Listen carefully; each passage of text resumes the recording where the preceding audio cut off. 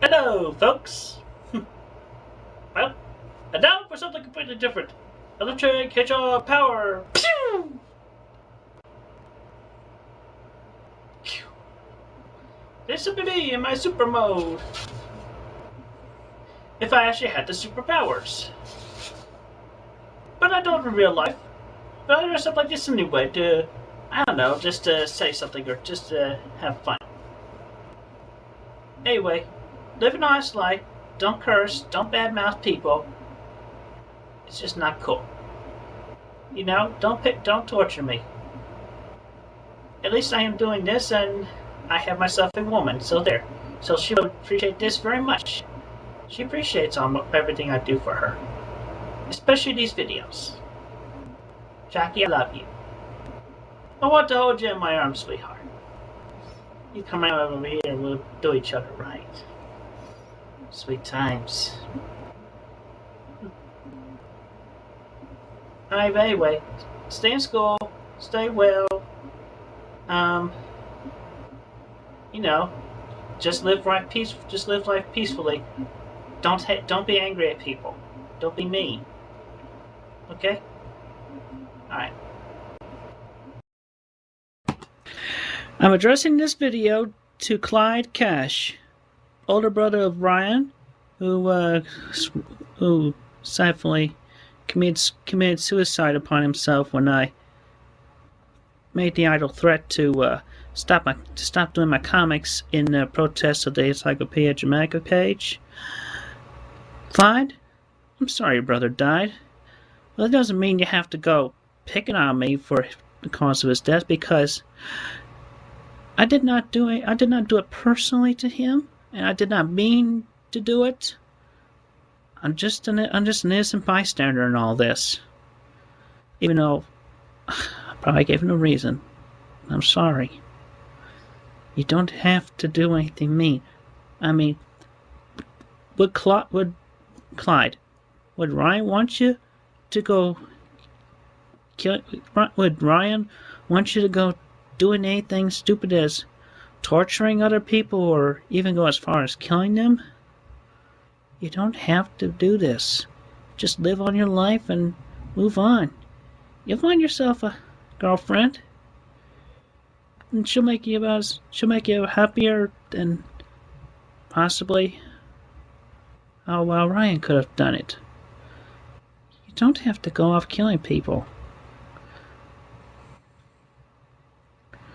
You don't have to harm anybody, emotionally or physically. Just take some deep breaths, have some time to yourself. Maybe find yourself a counselor at your local church that you can talk to, and hopefully you'll feel better.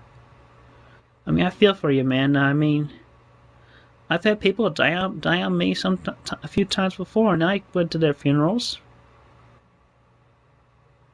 But yeah, I did not want to go off torturing or killing anybody in response.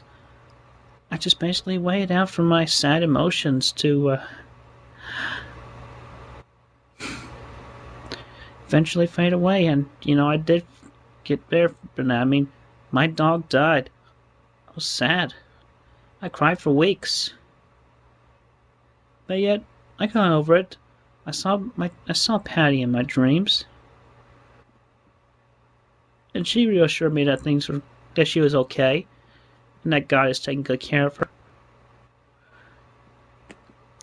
And with that, I was able to move on, live my life a little bit more happier and more luckily. It's been over 2 years now since she died. Clyde, you do not have to do anything rash or drastic. Just move on. You'll find a lot of other things that make you about as or greater than happy as you were with Ryan around. Just take it one day at a time, one moment at a time. You'll get over it. Peace, man.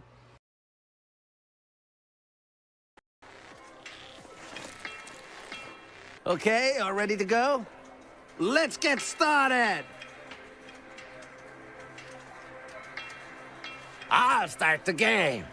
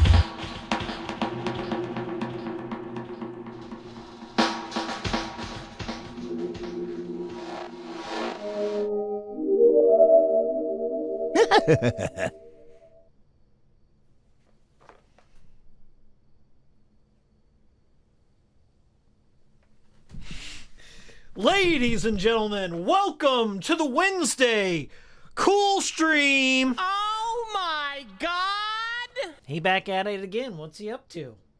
Why did he call us here? Are we in the year 1994? Did we travel back in time? Ladies and gentlemen, I am Hikiko. Welcome to the Wednesday night Cool Stream. Every Wednesday, 6 p.m. Central Time. So glad you're here with me. We're going to talk about the good old days, the yesteryears. 20 years of YouTube. Can you believe it? If you can believe it. I have so many great memories of how it used to be, how YouTube used to be. And what better way to commemorate, to bring in the old days than with the Sega Genesis collection. Okay, they call it the Sega Mega Drive in other areas. Okay, the Mega Drive, the Genesis, which do you prefer? Poll in chat. I've always known it as the Genesis here in Burgerland. And I was a little bit of a Sega kid. I was more of a Nintendo guy growing up, but I imagine this is what my friend David's room looked like growing up. Maybe it's what it looks like right now. I'll have to check in on him. So let's give some shout outs here. Let's give some shout outs here on this wonderful evening. I'm going to be taking requests on what do you want to see off the game shelf over here. What do you want to see over there with that accent lighting? They just don't make collections like this anymore. Why not? Let's give some shout outs here. We got all the way from the beginning. We got Sinis with R.I.P. Mr. Medicare. I know Jim's still alive. He was tweeting earlier. Hermes, how you doing? Gun Plus Skate, Gabriel, Phelan, Lucas. We got Smeem Boy, always in here. Smeem Boy, big shout out. Big shout out to Smeem Boy, always in here. We got Anna Ivory, love from Norway. Well, that really warms my heart. Thank you. Roasted Black Forest Ham 2001. Distinct from 2001. We have MD Chaos, of course. Enan Billington. And you Baobab. You Baobab. Kodai the 25th. Helen Humunculus. I'm a fan of alliteration. JR, of course. Did I forget anyone? Get it in here. Get it in here. Get it in here. Big friendly reminder here. Since I gotcha. Let's see if it works. Will my button work this one time? In it. Let's try it again. There we go. Kiss. Get out of my face. Leave that like. It's the least you can do. Let's keep the cool stream going. Wednesday streaks. Shout out to everyone in the archive. Shout out to all the Brits. Shout out to all the Euros. Shout out to all the Brazilians. Shout out to all the Japanese. Am I forgetting anyone? The North Koreans. Pyongyang. Shout out to everyone. Yeah. So let's start things off. We got a new flavor. The flavor of tonight's cool stream is Ghost once again. We're going to get out that tier maker, I promise you. Today I got sour black cherry, Warheads flavor. I have not tried this one yet. I tried this, the green apple one. Wasn't too bad. It was better than the citrus. Nothing tops the orange creamsicle and the sour pink lemonade, but we're going to try. I love cherry and I love sour. Let's get a nice crack. Ooh. Can you hear that? Somebody had mentioned that my mic was too low, that the stream was too low. So I just scrambled and I fixed everything. I think the gain is up. I bumped the gain up a couple of decibels. So how are we sounding? We also got my mic arm. I put it up here so it's not just blocking my face the whole time like this. Okay, so it's off to the side. We're projecting.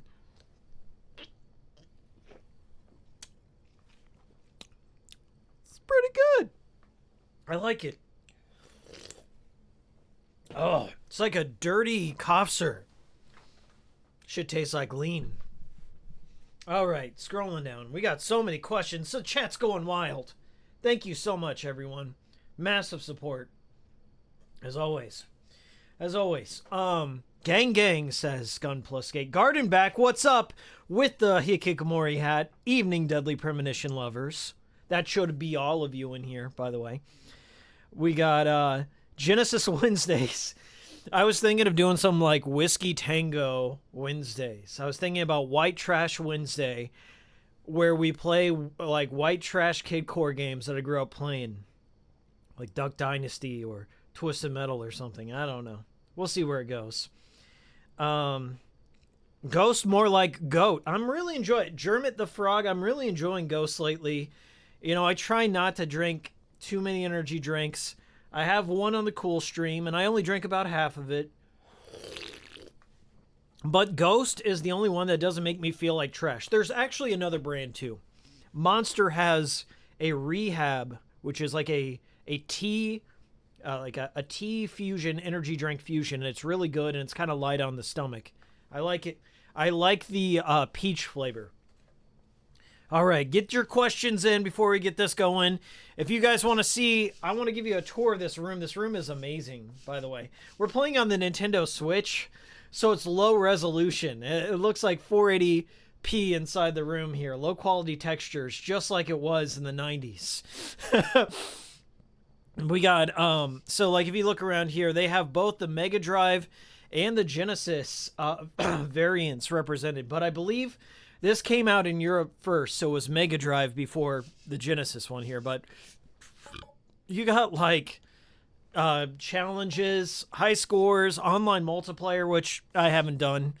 You can adjust the TV, and it's so crazy too, because like you can change up the emulator. You can add filters. I like a nice bilinear filter, but you can also add scan lines. You can change up the border art too, so you can see that little square there. That's what's going to be on the sides of the screen, right?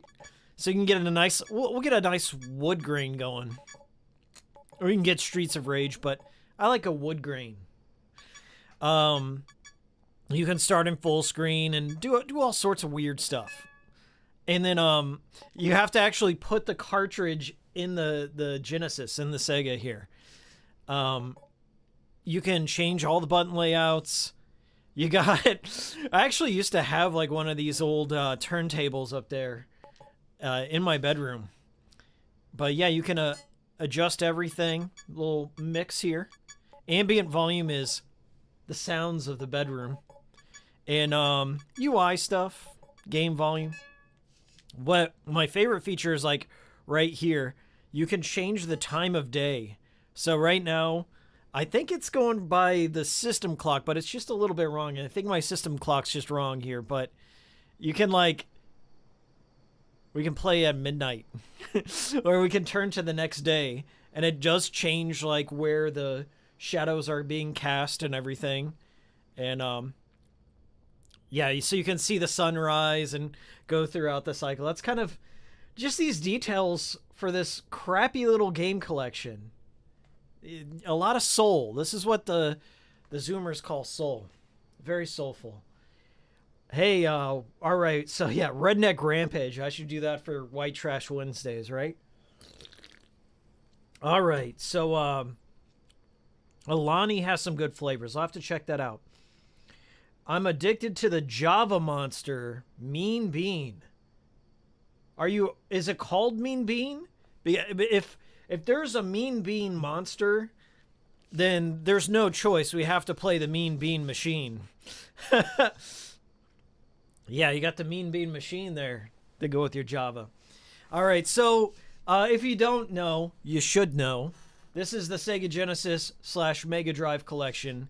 It was put out in 2010, I believe. But this version came out in 2015 on the Switch. So I'm told. So you got like all sorts of stuff here. You can like check out like what the achievements are on each game. You can pick up the game and snap it right in there to the Genesis, and you can start playing. I'm not a big fan of Alex Kidd, so we're not going to start with Alex Kidd. But whatever you put in the Genesis appears on your CRT up there. I believe that's the CRT with the VCR in there. You guys ever have one of those? They always break. So yeah, we got like Alien Soldier, Storm, Altered Beast. I really like Altered Beast, even though I'm trash at it. It's charming. Columns, I don't like Columns at all. Comic Zone's okay. Decap Attack is a 10. Even though it's a reskin of Psycho Fox. I like Puyo, so yeah, we could do some Mean Bean. Dynamite Heady's good, that's Treasure. Eswat, I think, is alright. Labyrinth, Fatal Labyrinth's okay. Flicky, good arcade, bird game. Gain Ground, I think, is an RTS. When I was in Japan, I played, I think, Golden Axe 3. The Revenge of Death Adder. I actually played through and beat the entire game on a candy cab. We got Gunstar Heroes, which is one of the best treasure games ever made. And one of the best 2D run and gun style things. And then we're going to go all the way back here. I'm going to point out something that's missing. There's a few things missing here. Kid Chameleon used to scare the shit out of me. This game is kind of like Kirby, where you get different masks and outfits, and they all have powers. And you can turn into Jason Voorhees. You can turn into Jason Voorhees. Oh my god! The music on this game is really freaky. I may have to play a little Kid Chameleon. Landstalkers, decent. It's like a Zelda game. I don't know much about Light Crusader. They have Phantasy Star 2 and 3 and 4 on this. I'm very impressed. They usually leave 4 out and put on 3, and 3 is the worst one. Up for debate here, but I don't know how you guys pronounce this. Some people say it's Rystar, like Rising Star, but I think it's called Ristar. And the reason why is because the protagonist, Ristar, uses their wrists to get around. It's probably Rising Star. You idiot. We got Shadow Dancer, which I believe is a Shinobi game. Shining in the Darkness, which is an RPG. Shining Force. And these are both tactical, like Fire Emblem games. Shinobi 3, Return of the Ninja Man. I think one of the Shinobi games had Spider-Man in it, so they had to like redo the whole thing. I think it was Shadow Dancer. So you'll notice here in the Sonic collection, we got Sonic 1, 2, then 3D. They try and trick you with 3D Blast, like you wouldn't notice. I definitely noticed. And Spinball. Okay, they're missing 2 really good games. In fact, I know many people will say 2 is the best. I prefer 3. And 3 and Knuckles, honestly. That was a big deal when I was a kid. If we're talking about back in the day, Sonic 3 and Knuckles, it was kind of like physical DLC if you think about it. But it was kind of a big deal back then. I remember going to Toys R Us and seeing it on the kiosk and just being blown away. And, of course, Michael Jackson contributed to Sonic 3. And I believe because of our dearly departed MJ, we don't have Sonic 3 on this collection. At least that's so the story goes.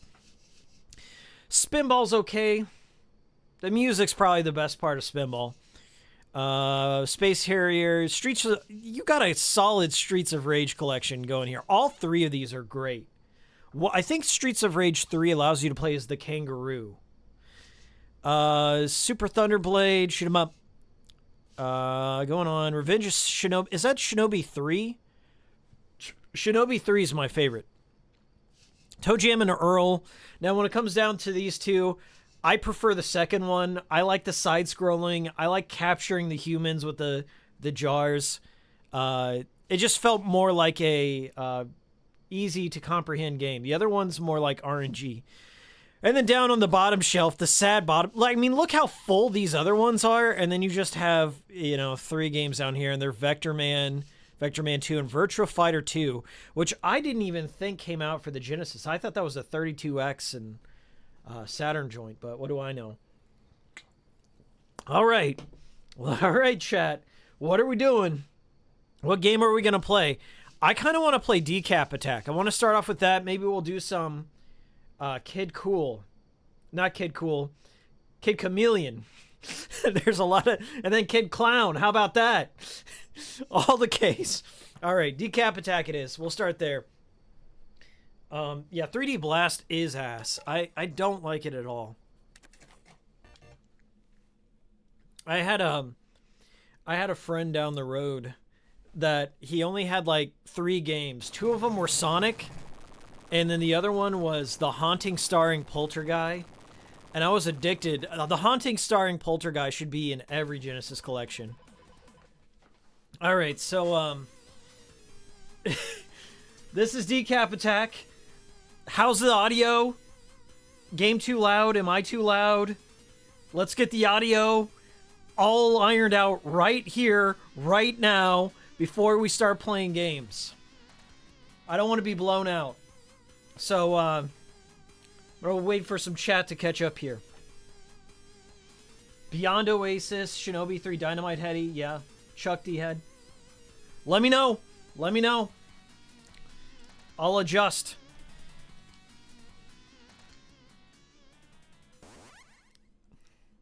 I like horror-themed games. So I got the scan lines on. I don't know if they're showing up on the stream, but this game has like some very weird physics here. So Chuck D Head is kind of a mummy, homunculus kind of thing. And he shoots out his face, and he has to get other heads and go to the right. That is our objective. Get head, go to the right, just like in life. Oh no! Is this an item store? Oh no. This is my inventory.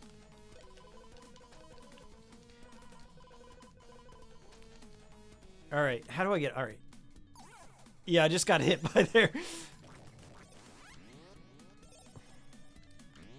All right, game could be a tiny bit louder, but you're coming in through crispy and clean. That is nice. I've been trying to get the voice thing, so I bumped it up just a little bit. If the game gets too loud, holler at me. This is a game that I kind of discovered later in life. Nobody I knew with the Sega Genesis had Decap Attack. It's not something that like anyone would regularly rent, but I wonder if this is anyone's favorite game out there, their childhood. But this game is actually a reskin of another game called Psycho Fox, which Psycho Fox or Psychic Fox, it's one of the two, started off on the NES and TurboGrafx, and then it got reskinned into Kid Cool and the 7 Wonder Herbs on the NES. So the Psycho Fox series is also connected to Kid Cool and Decap Attack. They're all just one universe. All right, so that's I got a head now. I got a skull, and you can just toss it. The physics are really bad, but it takes a little getting used to, because the way Chuck moves is that it's like he's sliding on butter. He's got shoes made out of butter on an ice level. That one level you just hate. I think you can just yeah, the head eventually comes back to you, boomerang style. 51 people in the Cool stream. I gotta say... Oh shit, I'm sorry. I'm so sorry. It's taken so long to stream some Sega games. I've wanted to do a ROM night. I've wanted to do a retro game night. And what better day than the 20th year anniversary of YouTube? And Wow. I have not been a YouTuber for 20 years. I've only been here for about 10. And I didn't really start taking it seriously until about like year 5, maybe. I don't know, I went a little hard my first year. I made some crazy long videos. First death. Shucks. But when I was coming up on YouTube, when I was watching it as a person, you know, not as a YouTuber, but just as a person, it was such a wild spread of quality. I would say no one could really edit that well. Everything was one shot. Everything was like recorded on a 240p webcam in some blown out room. Like, just like the harshest lighting possible. People were shouting into like Xbox 360 headsets or filming with their PlayStation 3 eyes, like our dearest Chris Chan, or Christ Chan, Jesus Christ Chan, whatever they're going by now. But it was a magical time in the world. It was certainly, as they say, as the cliche goes, it was more about the you in YouTube. Anyone could just fire on a cam or upload a skateboarding video of their friends, or some anime FMV where they just get a Linkin Park song and a shitty VHS rip of Ninja Scroll or something, or Invader Zim and Mindless Self-Indulgence. Man, those were the days. And it was the Wild West. I wouldn't say there was anything particularly like outlandish at that time. Like nowadays, like YouTube is so, I don't know how to say it, but everything feels so artificial and fake. Like everything's, as the wrestling fans call, kayfabe. Like you can't really tell what is a company or what is an influencer, you know, just manufacturing drama. There was a real innocence to things. There was a real authenticity that you just don't get nowadays. I mean, like, even if you look at my set here, you would never see something like this. You would never see a key light, a microphone, pop filter. There were no pop filters. It was pop, pop, pop, pop all the time. It was bad. Everything was blown out. Harsh lighting, harsh down lighting, emulating, like, what is it, fraps? They would use fraps to capture game footage. And, it would be an unlicensed hypercam situation, but it was beautiful, and there was no rules to anything. There was like nothing to copy, in a sense. Like nobody was trying to be anyone else until like the AVGN, the Angry Video Game Nerd, came out, and then everyone was trying to be him. But people were just it was like the best episode of America's Funniest Home Videos every day. That's how old YouTube was. It was just the most random stuff imaginable. But now it seems like people on YouTube are very self-conscious, and they don't want to put themselves out there as much in fear of like being noticed, or fear of like trolls and other shit like that. And I think people are more wary about, you know, expressing themselves honestly and without reservation. You could chalk that up to a number of things, but I also think that as a result of this unoriginality, we just have a lot of like rehash content. We have a lot of quote-unquote historians that come out there and who weren't even there for the thing that's happening, didn't really have the proper framework, and they just like read off Wikipedia, or they just all milk the same like lolcow content and shit like that. And or they try and manufacture stuff, which I hate. That stuff should kind of like happen organically, and that, I don't know. It just feels forced nowadays. It feels very forced and try hard nowadays. And maybe that's the hipster in me saying that, but going back on the topic of Chris Chan, because believe it or not, I actually have fond memories of Chris Chan. I think there was a more innocent time we can all agree upon. in Christery. And I think depending on who you talk to and like when they discovered Chris Chan, they may have like a different impression of the legend. But I was around, I guess, during the beginning, the early days of it. And I wasn't like, you know, anyone that participated in trolling. I was more of like, you know, an observer, a fly on the wall of this phenomenon, right? And I think there was like something about Chris Chan that the people that watched him or the people that read Sonichu could connect to or relate to in some form. This is old Chris Chan, by the way. Old. Vintage Chris Chan, like the 2005 to 2010 era, right? Chris's antics were legendary for the fact that there were never, like, gamers themselves were kind of a subculture that were known for being basement dwellers, for being social outcasts, and really kind of had their hobbies underground. So here comes this figure that had such a high opinion of themselves and their work, and you know, took this amalgamation of Sonic and Pikachu and called it original content.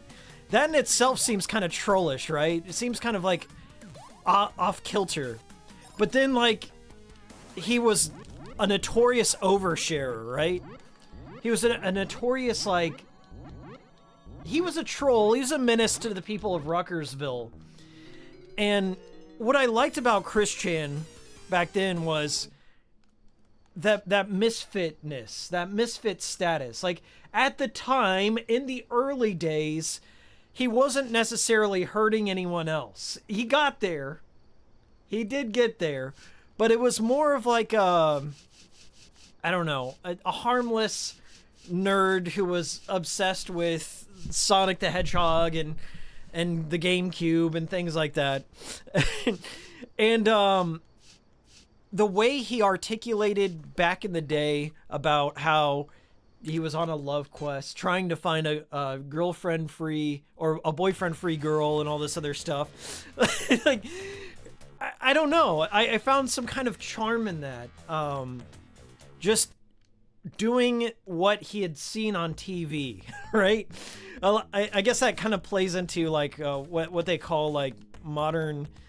I guess he was like proto-incel or whatever you want to say, but like those people that like I did all the things I saw in the romantic movies. I wrote the nice things. I drew you a comic, this really sultry comic of us together. Why don't you love me? You know, that sort of thing. And then, you know, the trolls came. They kind of ruined a lot of his life, but it wasn't like as intense back then. It was like little by little. They would just do little pranks, like little prank phone calls, and would somewhat gaslight Chris into believing that he was responsible for Clyde Cash's brother's death, or that that he had a girlfriend, and then Clyde Cash would come by and steal her away, and that sort of thing. Like, the delusions weren't as prominent back then, and now, like, I can't really follow modern Chris Chan content because it is a bunch of, like, schizobabble, like, incomprehensible. Like, I don't know what Chris is saying. Chris now believes they're Jesus Christ and also, like, a goddess that's merging the Sonichu dimension with the real world. Like, it's very complex. Like, the lore, I just stopped following it. Like, the expanded universe is just too much for me. But I do like that Chris has this notoriety to the point where they've been the most documented human in existence. I don't think there's any more like that attention to detail of documenting the Christery. Like what clothes they wore on a particular day, the exact like script of what they said in a video, and they have scanned old notes from Chris's childhood and old artwork and stuff. And they've made like this really impressive timeline connecting all these like little side characters, these NPCs in our main character's life. You know, we're all the NPCs in Chris Chan's life, I feel. But as I said, I'm looking through at the whole situation through like rose-tinted glasses, because obviously things took a horrendous turn for the worse, and it's like irredeemable in a sense. Like, that's why I'm nostalgic for better days. I can't follow the modern saga at all because it's just depressing to me. So yeah, I watched I think his name's The Gamer from Mars. The Gamer from Mars is like one of those guys that disingenuously, I don't know, presents a subject as I'm one of your friends, right? So The Gamer from Mars has like struck up a friendship or a kinship with Chris Chan and tried to interview them, and it was like a fluff piece. There was like an hour, 15-minute documentary, quote unquote, about modern day Chris Chan, and it's just like they sat down, they ate Chick-fil-A,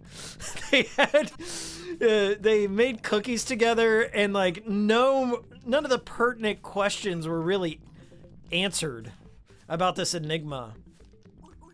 I even hate to bring up why they went to jail. I mean, Chris Chan's been to jail several times, so I just don't know. Like, Teflon Chris is the way I look at it. I can understand the perspective of like having empathy for Chris's situation, because they weren't provided with any supports throughout their life besides like their father. They only had like one good influence their entire life, and everyone else just kind of gave up on them. And like their mom is, I think, dementia riddled, and like was always like a hoarder and stuff like that. Just contributed to Chris's like selfishness and like degradation of social skills and stuff like that. Like, I look at the Chris Chan saga as a failure on all fronts of society to help this person, because like the jokes stopped being funny. I don't know. We'll say about the GameStop pepper spray arc. Or maybe the game place, like trying to run over the owner of the game place. Like, okay, we've had our laughs, now somebody's gonna die. I don't know. There's many points in this saga where I'm just like, it's gotta be over now. Surely, when Barb dies, it's gonna be over. But I think Bob, his father, by the way, Chris Chan, if you didn't know, was born to elderly parents. I believe they were in their 50s whenever they had Chris, something like that. Really, really bad circumstances. And Chris was like nonverbal at one point, and then started talking, and then actually entered into a contest and won a Sega Genesis. And Sonic, like, that shit was cool. Like, that, the early Chris stuff was kind of heartwarming, because like you got to see, you know, a bit of that happiness, a bit of that childhood that we can relate to. Like, you know, getting your Sega Genesis, having your dream come true, getting to go on TV and stuff, and then you just see all these people kind of like pushing him out and not giving him like the support or assist that he needs, and then just him spiraling and getting worse and worse and worse. And then, you know, then the people come in, all the trolls come in, and they gaslight him and like make him change his perception of reality. And you can't really necessarily fully blame Chris for their perspective and like how everything's warped. Because if you think about it, it's been like 20 years of this, right? You could probably get away with fooling somebody for like a couple of years and they can just, you know, brush it off like, ah, fuck, I was tricked. But for 20 years, that is now the new reality, you know? And so I couldn't, it's a bizarre social experiment that that people are quote unquote in on everything. But now it's gotten to the point like where Chris is like ubiquitous. So some normies know of Chris Chan, or have at least heard of one of the antics, or saw, a compilation of them doing something stupid. So I would say that like once Chris kind of got more notoriety, and I would say got more like lolcow videos made on them, or documentaries and stuff, that's when it really opened the floodgates for like the evil people, like the genuinely satanic evil forces that came in and just like led us to the conclusion we've seen now. What was her name? That Fed's daughter? There was a federal agent's daughter that like gaslit Chris into doing horrendous acts, and yeah, and now she's like disappeared off the face of the earth. So like all that stuff was like, I don't know, was it a bridge too far, or was it just another bridge? It's hard to say. But I like to remember Chris for who they used to be, back in the PS3 i days, and Captain's Log, and I Can Feel the Cosmos, and trying to get a boyfriend-free girl. You always like, I don't know what it was, but there was one guy who was making a documentary on Chris Chan and had actually interviewed some subjects around Ruckersville, and this was like about 10 years ago. And he interviewed a bunch of people that were closer to Chris and knew him, and were like his quote-unquote gal pals. And he actually interviewed that Megan girl that he had a crush on from high school, and then she like ended up using him to buy things off of eBay, just taking advantage of him to buy shit for her off of eBay.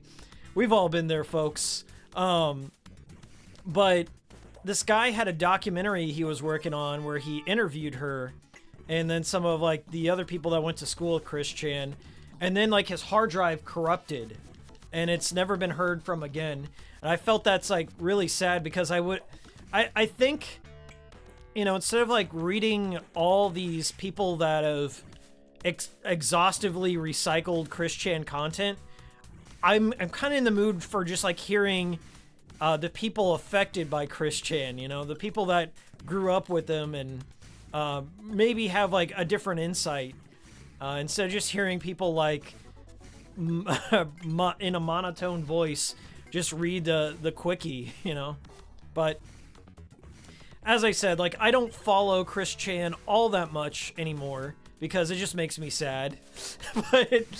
but I do have an appreciation for the younger days, the halcyon days.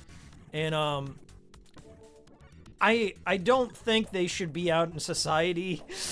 I don't think Chris Chan should be out in normal society. I think they definitely should be in a group home of some kind, getting some supports and therapy and other shit like that. But America just has closed all the asylums, so and they'd rather go hands off and just let somebody else deal with it. And that's kind of how things go around here. So I guess you'll be getting content for years to come due to that. Anyway, we're playing some Kid Chameleon, one of my favorite Genesis games growing up. I want to play until I get the Jason Voorhees mask, so it shouldn't be too far away from here. Let me read a little bit of chat. I just won, says Frog Minutes. What's up, Frog Minutes? If you're in here, leave that like, please. It's appreciated. Let's see.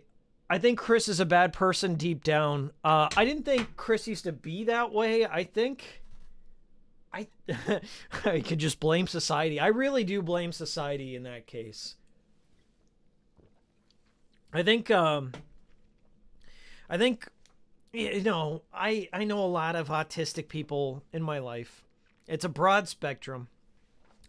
And some of you are in chat, maybe present company. We all fall on the spectrum somewhere.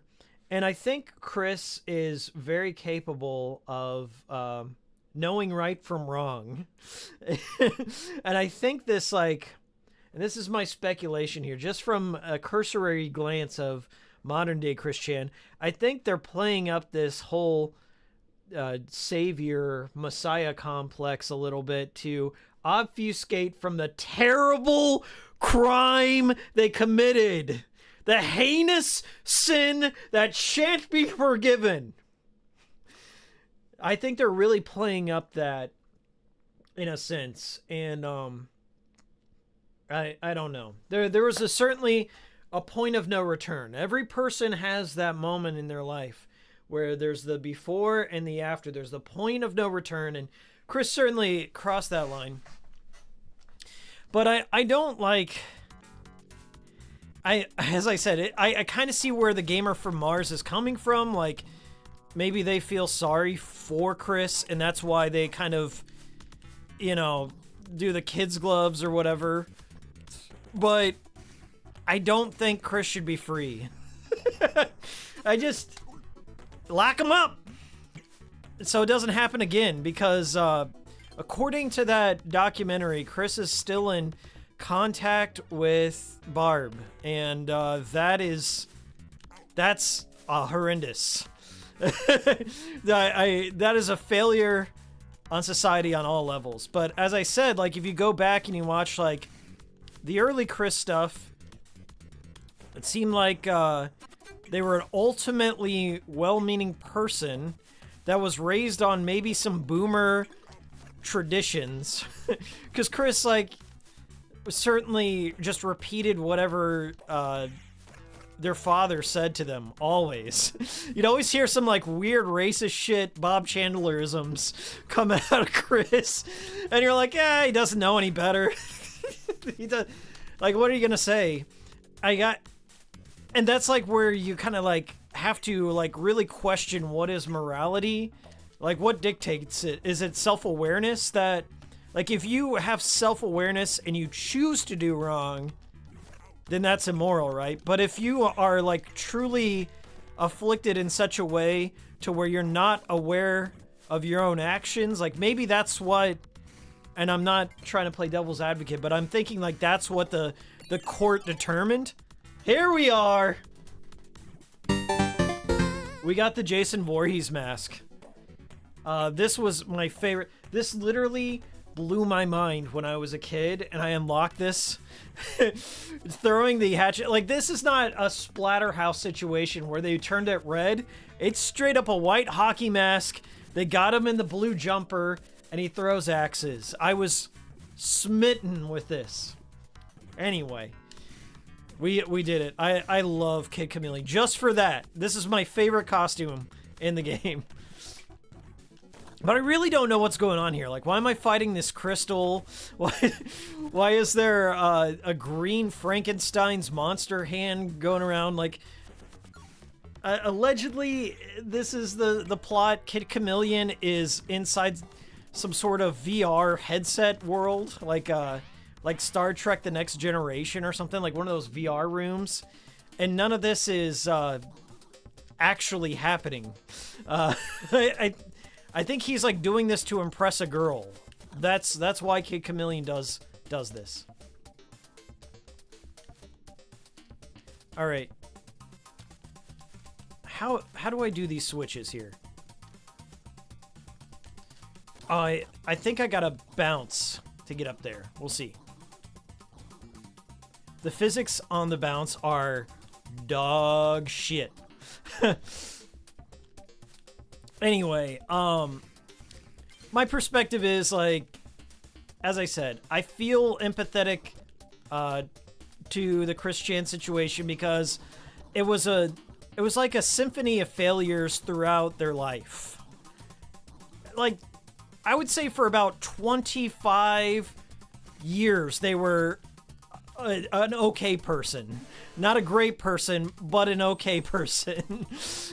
Enough to where, okay, let him be out in public. But then, like, whenever he and Barb tried to run over the owner of the game place from getting banned, that shit was funny, yes, but also that was like the big shot across the bow. Like, society needed to step up and do something.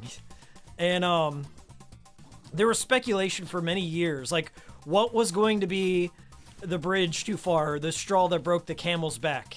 And many people were like, you know, when Barb dies, that's it. It's game over. But to my knowledge, after the crime, the unforgivable sin that Chris committed, Chris no longer lives with Barb and is living independently, I presume.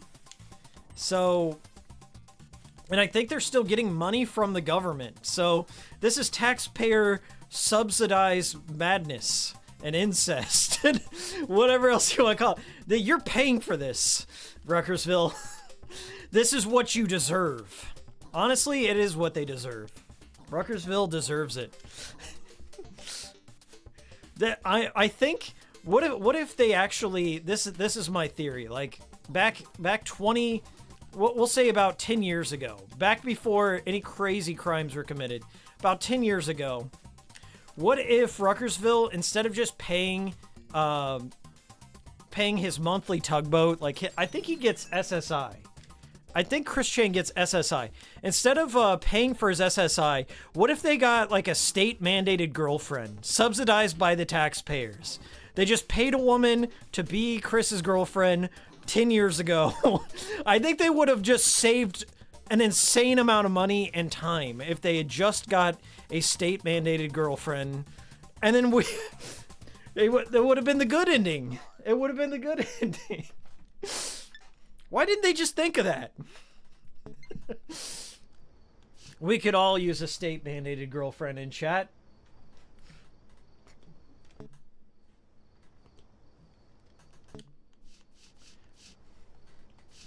All right, so that's Kid Chameleon.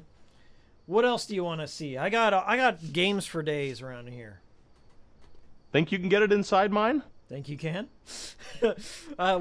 What's chat saying here? Chris is America. I do believe Chris kind of represents, and I was trying to get on this point earlier. Chris does, in a way, early vintage Chris, I felt I could relate to, if that sounds strange. They want to see Sonic Spinball. We'll play a little Sonic Spinball. Why not? And this is going to sound crazy, but I feel like a lot of us gamers could relate to an earlier vintage Chris where we had our hobbies, we had to kind of keep them a secret. Maybe we have obsessions. Maybe we have hyperfixations on things. And Chris's just so happened to be Sonic the Hedgehog and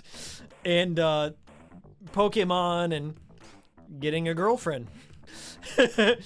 And I think at one point we've all had these fixations, and maybe we've had terrible, awkward, embarrassing moments due to these fixations. Like, they've gotten us into situations where we look back and cringe at ourselves, right? And I think that's what made Vintage Chris so endearing to me. And a lot of people. I mean, like, at some point, Chris had to be endearing to people. Otherwise, they wouldn't, like, spend so much time documenting this person, right? And that's what I kind of tuned in for. Like, the small little insights into his life and the funny stories. Because Chris back in the day, I don't know about now, but Chris back in the day was really funny.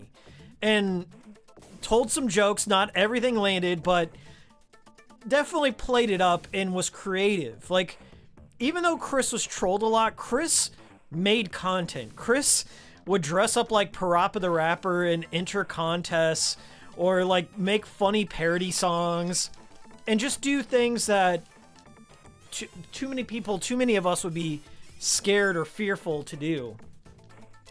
And, like, you know, had I grown up during a time where I had access to the internet and a webcam and all that, like, around his age, because I didn't get that stuff until I was an adult, really. I probably would have uploaded some cringe-worthy stuff and done all that, but the thing is, like, Chris is also like a notorious oversharer, which is why we have stuff like the Quickie and all that. And like a 50-part documentary series, because there's just so much that they shared with the world. So, like, maybe you could say it's a cautionary tale overall, but I think that's what endeared Chris to me. And I didn't want anything terrible to happen to him, but it was also funny to see the overreactions too, because Chris also would get very angry and threaten, and his father would come in and chastise him and do all sorts of madness. It was just like kind of like a secret television show, if you will. And for some time, there was a period in time where people thought it was a LARP, like it was some kayfabe or whatever.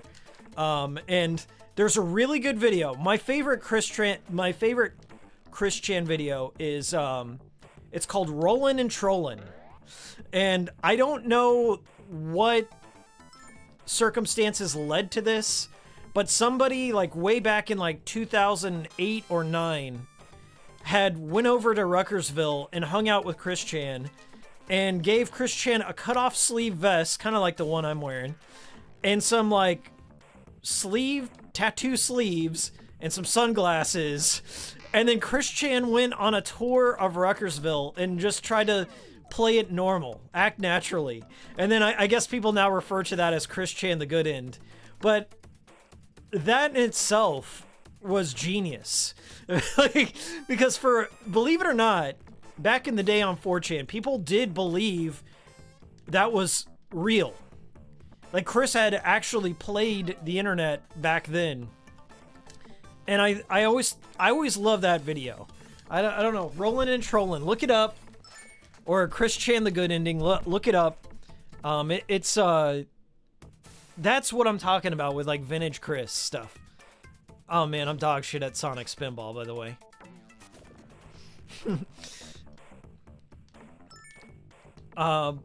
That's the outcome that anyone, I feel, that was truly a fan back in the day of Chris wanted to see.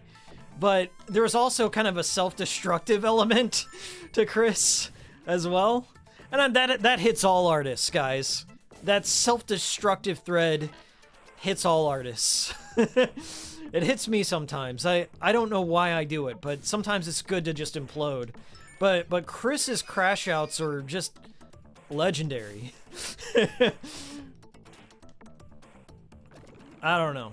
That's what I'm talking about, though. That was old YouTube in a nutshell, was discovering these characters.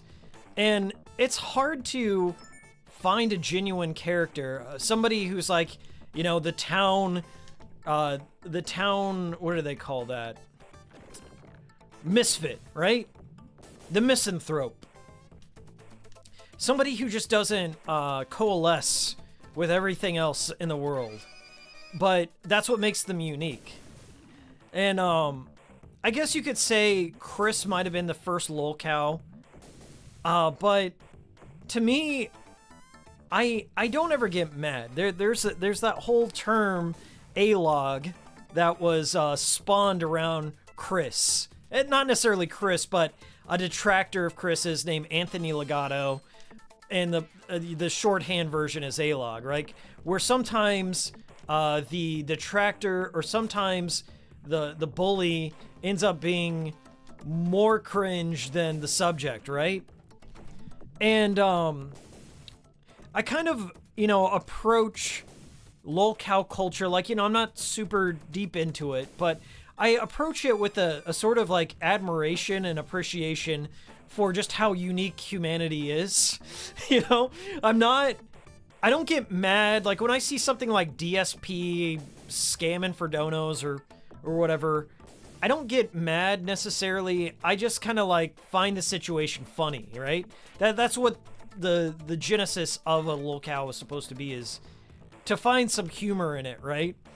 And I kind of felt the same way about Chris. Like, I was never mad that this dude was nerding out and causing all this stuff. I was always fascinated to see, like, this intricate tapestry of this guy's life on display for everyone, and what was going to happen next, you know, that sort of thing. That's what I'm most interested in. Like, I don't like, you know, what cow tipping is what they call it. I don't really like all that. I don't like these people that come in and they gatekeep or whatever, like, oh, Chris Chan was mine first, I discovered them first, blah blah blah blah blah. Like, the same things happen with, like, King Cobra. I actually knew King Cobra from way back in the day, not like on a personal level, but I watched, like, Gothic King Cobra before, like, all this crazy Cobra stuff started happening. And I think, like, left to his own devices, he was interesting and funny and stuff. And then when people started, like, you know, swatting him and just, I don't know, fucking with him and stuff like that, that's usually when I fall off of things. I'm just like, nah, I'm all right. I don't want to see that. I don't want to see people, like, in pain. I don't want to see somebody die on a stream.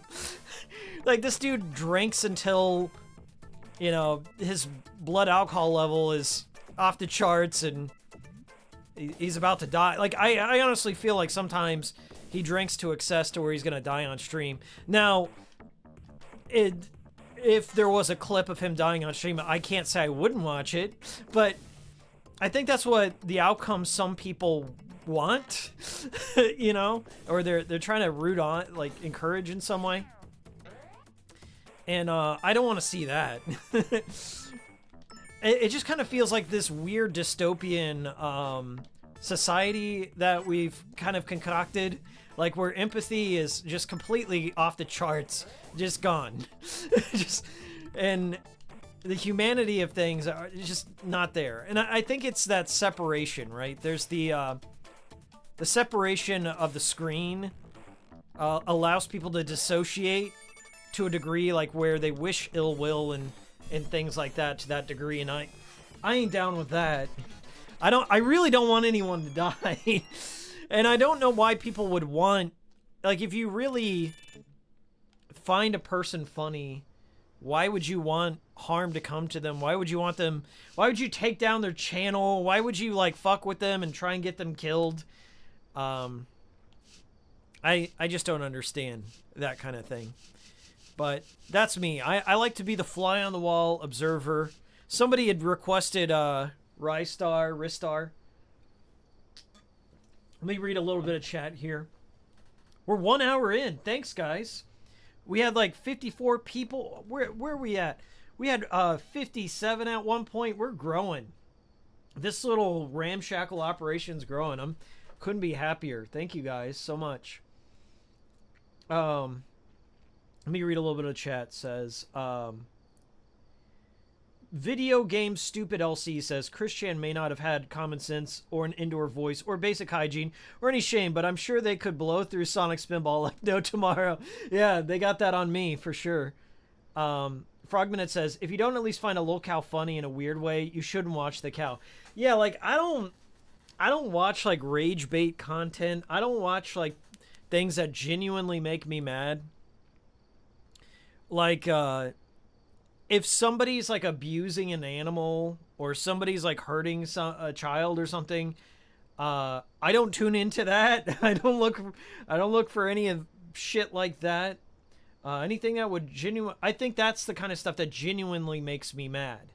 When somebody's, like, being an idiot on stream, I don't get mad about that. If somebody's, like, scamming for donos, I don't get mad about that. You're gonna get scammed for donos every day of your life out in the real world. Just don't.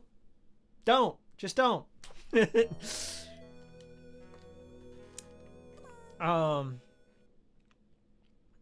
DSP hate is like the lame version of the irate gamer hate back in the day. I don't see, the thing is about, I love this game, by the way. Ristar. I'm not great with the physics, but I appreciate the colors, and the soundtrack's a banger. Absolutely. Speaking of early YouTube, MD Chaos brings up the irate gamer. and trolls and stuff like that. I would say the irate gamer hate was warranted to a degree. It got pretty bad for a while. But let's not mince words here.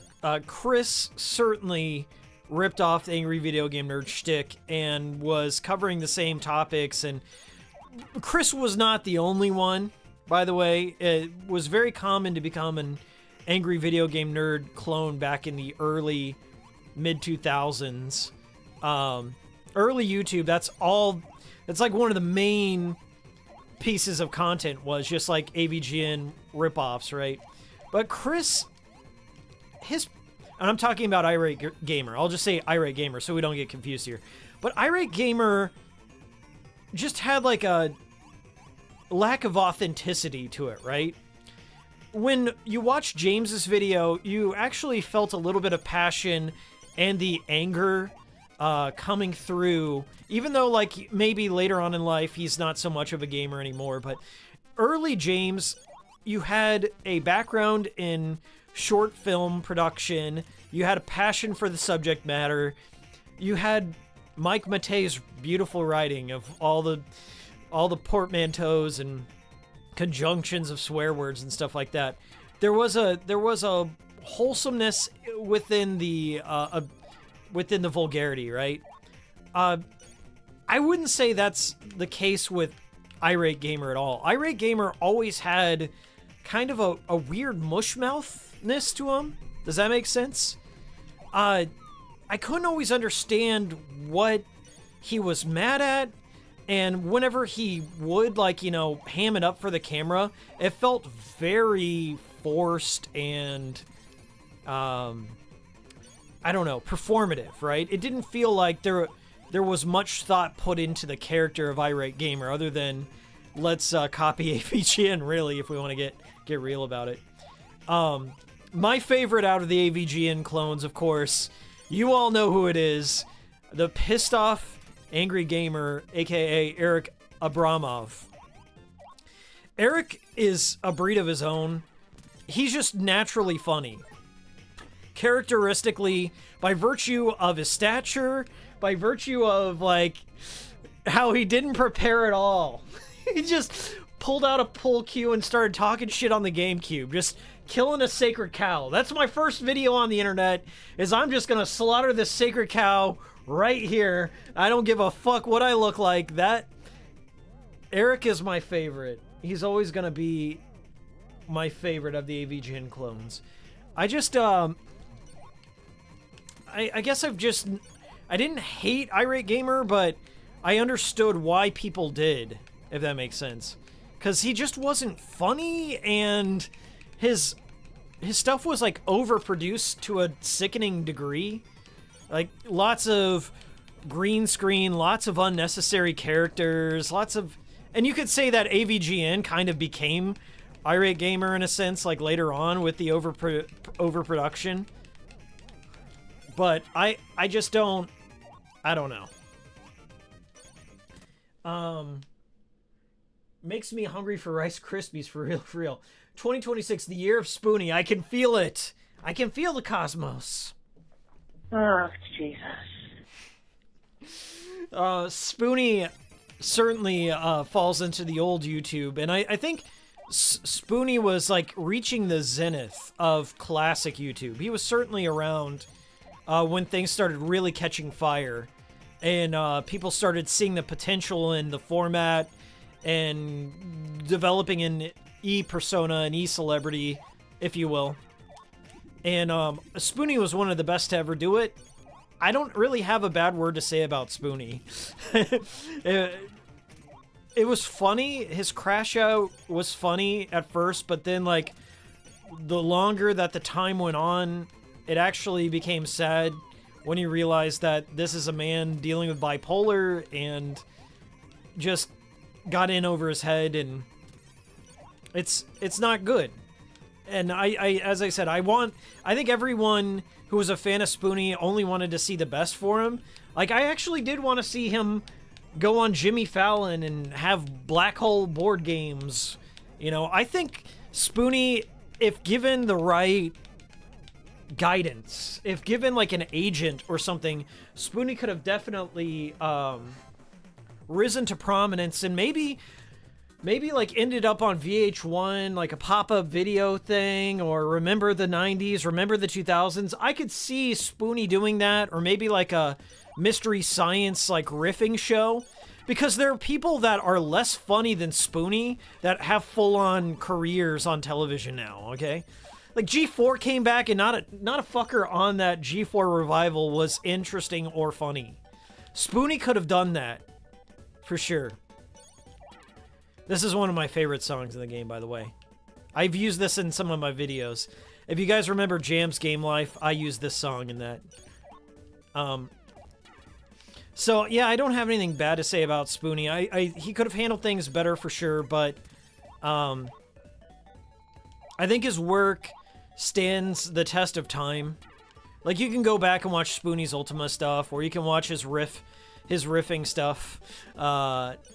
And it's just genuinely funny. And I even though like Final Fantasy VIII is like one of my favorites in the series, and I disagree with some of his takes on it, I still appreciate the boldness of him doing that. Like, guys, back in the day, being a contrarian on a popular game, like being the odd man out and going against the grain was, I'm sure he faced so much backlash for that Final Fantasy VIII video, but Spoony was like one of the first actual critics, detractors of Final Fantasy VIII.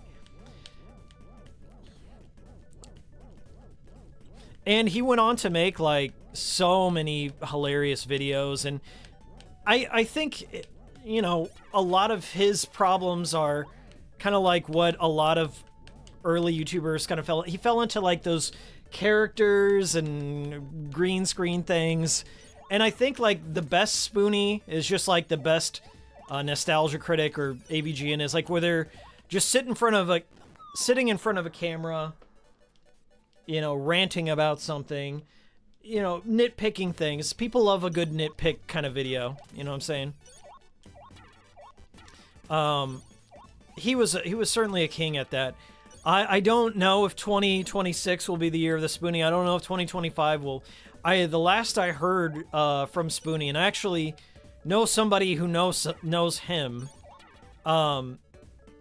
There was he made a cameo on I think it was Skullduggery. He made a cameo on the Cinema Snob's channel.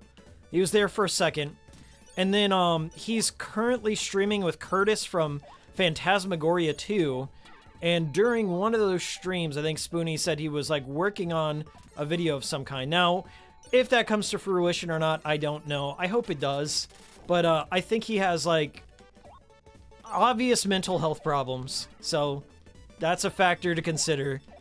And he's probably doesn't have the same resources he used to, like whenever, you know, he was making like $5,000, what have you. So maybe he just feels a bit apprehensive of like going back and starting over, and then also having to kind of explain his absence.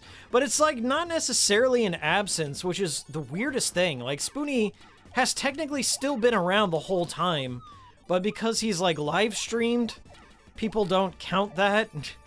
But I guess like in his original format, you know, I do think that he has it in him to, you know, come back and make some interesting content, and I certainly hope he does.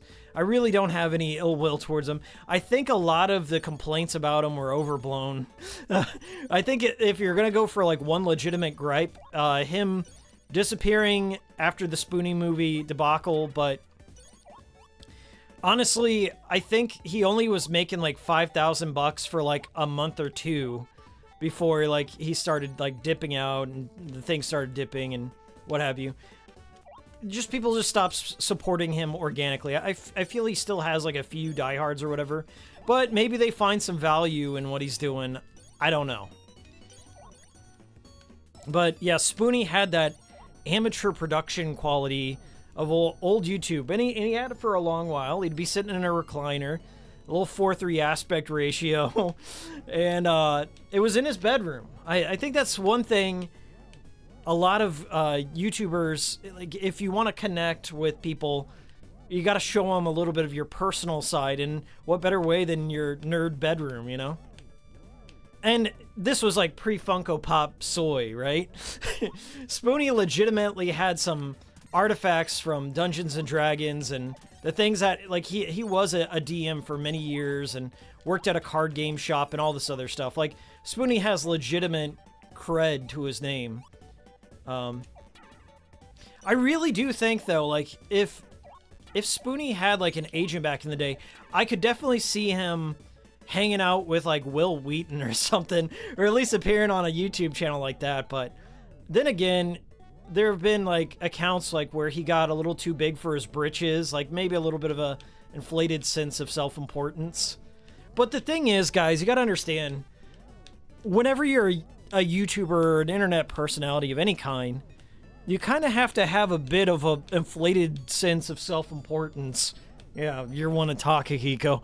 But you gotta have to have a little bit of that to have motivation to do the craft itself. Like, you can't pretend you're humble all the time, you know, like that false modesty thing. People will pick up on that. And I think people latched on to Spoony because of his authenticity. Because he went against the grain with Channel Awesome. And, like, one of the most infamous things, I was talking with a friend about this the other day. They're like, you know, what's going on with Spoony? Like, have you heard anything about him? I was telling them, I was catching him up to speed to what I know.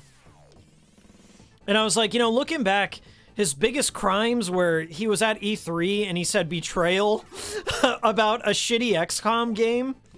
And just because he said it in a funny way, he's like, betrayal! And he, like, pissed off Angry Joe or whatever. Like, ultimately, he was right. That XCOM game was shitty. And he spoke his mind. And people were mad that he just kept it real. People were mad at Spoony because he kept it real. He said what nobody was willing to say about that shitty XCOM game. You know, there's some sus things that he did say on Twitter or whatever, but, like, I think that's forgivable. I think we've all had some baka tweets up on Twitter that we wish we could take back and stuff like that. I don't think he should have ever left Channel Awesome or been fired or whatever went down between them, because I think that was, like, the beginning of the end for that. Hey, what's up, Kenny? We got Kenny in the house. Good to see you, Kenny. Kenny Lauderdale says, the pro move is just to pretend you haven't been away and continue like nothing happened. Oh my god, my man. The bar has gotten higher. He should embrace the low def 4.3 aesthetic. Honestly, you should. There's no shame in 4.3. If I still had my SVHS camera, I had planned on, like, making a movie with an SVHS camera because I really like the Cinema Snob. When I was starting out on YouTube, Brad Jones, the Cinema Snob, was my inspiration, and he still is. Like, Brad Jones has, like, one of the best work ethics of any YouTuber. And he reviewed this movie called Wood Chipper Massacre, which was shot with an SVHS camera, which is like a studio grade VHS camera. And I had purchased one off of eBay, and it may still be in my garage, I'm not sure.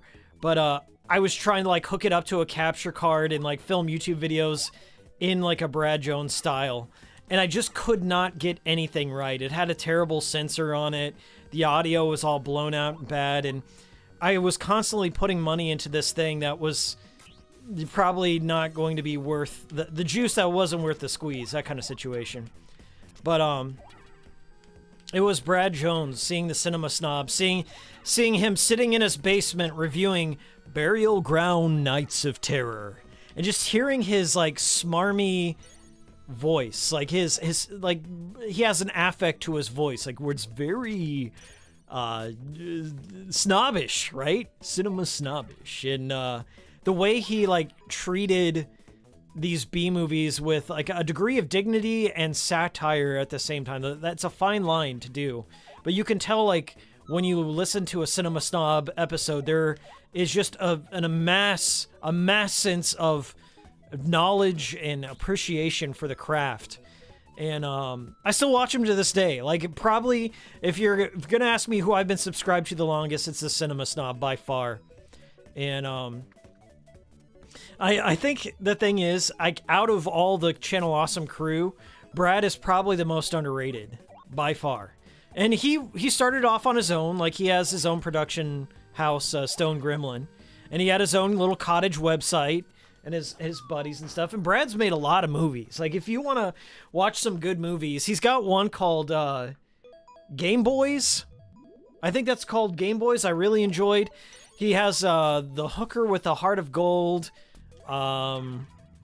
He's got the Cinema Snob movie 1 and 2. Jesus Bro, which I did kickstart. He has a lost movie called Shot on Shidio, which I hope sees the light of day. Because his Shot on Shidio is the one where he filmed, I think, with an SVHS camera. Like, he wanted to shoot it on videotape, and I really like that idea. And, you know, a lot of people like Red Letter Media and stuff like that, and I'm a fan of Red Letter Media for sure. But I have always, like, my dream for Brad Jones is to see him collaborate with them one time. Just get him on there, have him be like a panelist on there, and just like have him talk about like E.T. the porno or something of that nature. Like, have him just be there. That's all I want to see, is like him. I don't know if there's like some sort of clause, like non-compete clause in Channel Awesome. I don't know what's going on. I don't pretend to know the inner workings, the business dealings, but that's my dream for that guy. Maybe he doesn't want to do that, but that's my dream for him. I want to force him into my dream. But I always like to see collaborations like that. I live for that. I think, you know, that used to be like a big event, by the way. Back in the day, when you'd see YouTubers show up on each other's channels, that was a huge deal. Because, like, you know, like, behind the scenes, they had to coordinate. Somebody had to get a plane ticket or a train ride, yeah, or drive an absurd degree for a shitty little YouTube video. Like, I don't really live next to any YouTubers as far as I'm aware. I think I live next to Norm, the gaming historian, and there ain't no fucking way old Hikiko and Norm are linking up. Sorry. Not to say I'm against it. I'm just saying there's no universe where that link is gonna happen. But back in the day, collabs were a huge ordeal. They even made them into movies. Speaking of Channel Awesome. But there was like whole big movies of just unnecessary collaborations. And every Z-list E-celeb would meet up with each other and fight and have all these rivals and extended universe lore. Like, something like that just doesn't happen anymore. Like, I guess everything is now beefs. Everything's all drama. There's not like a sincere unifying cause, right? Everyone's just beefing with each other, and it's just lame shit, right?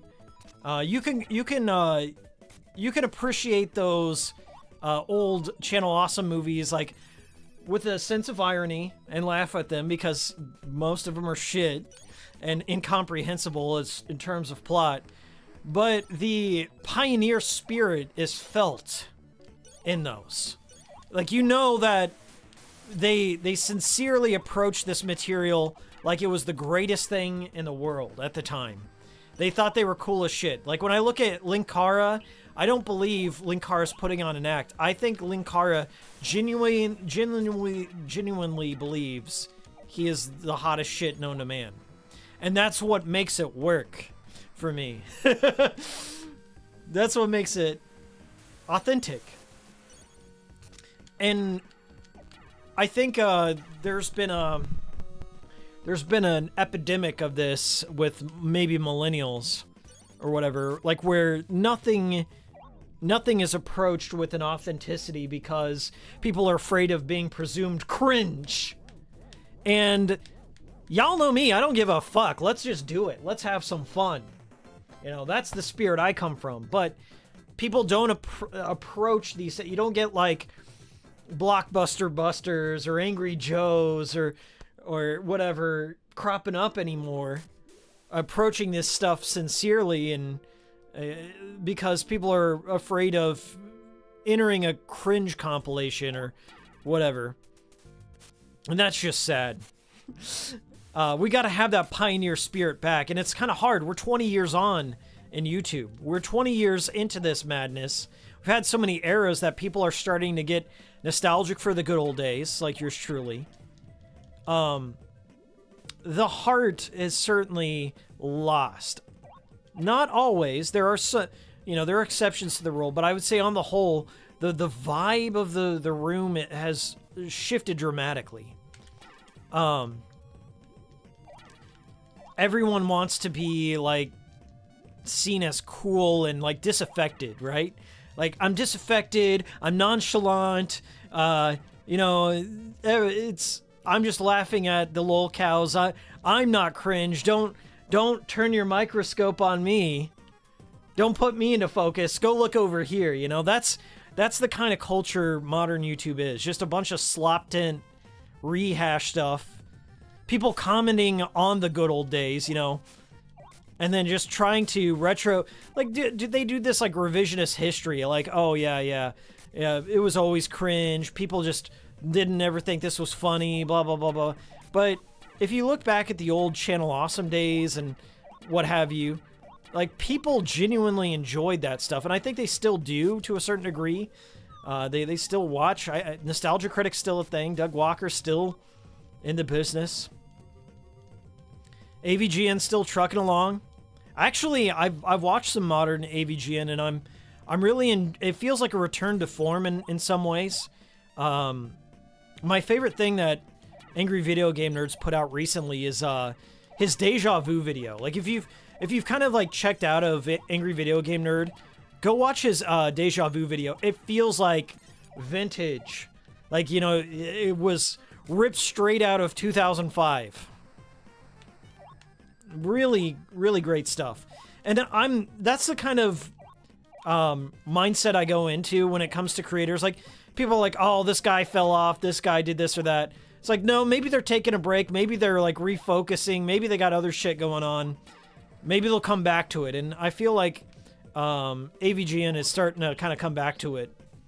And it hasn't been as, like, I don't know, mismanaged as it was. There was a good literal 7-year period of absolute trash.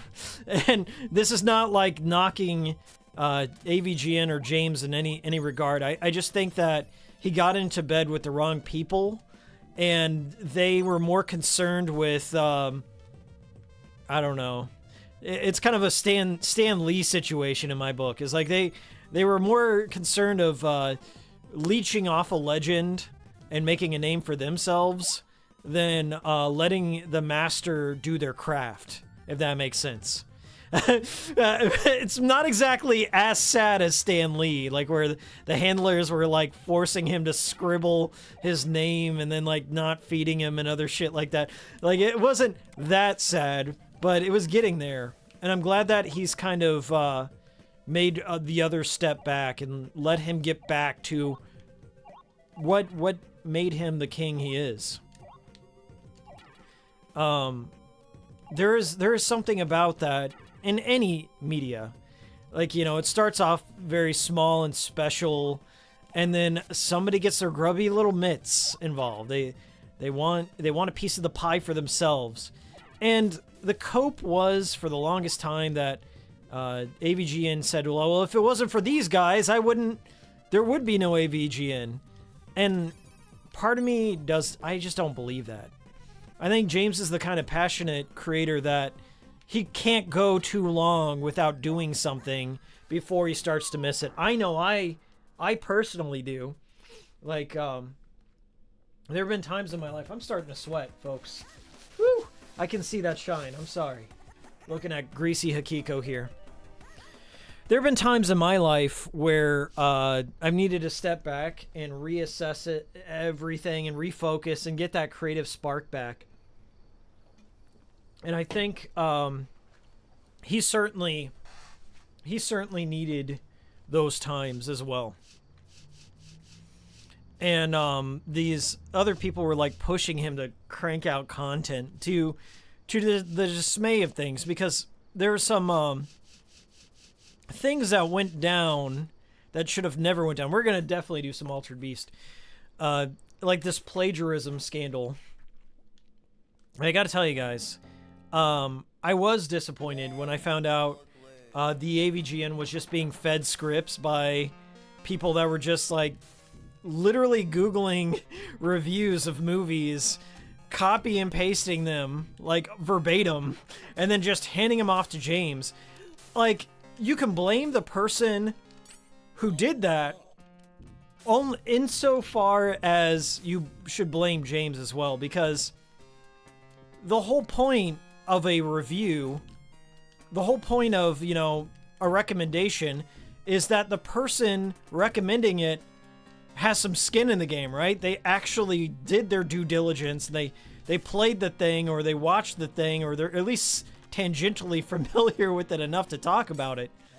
And I don't doubt that James like watched 28 Days Later. That was the big thing, was like he plagiarized, or his team plagiarized, a 28 Days Later review.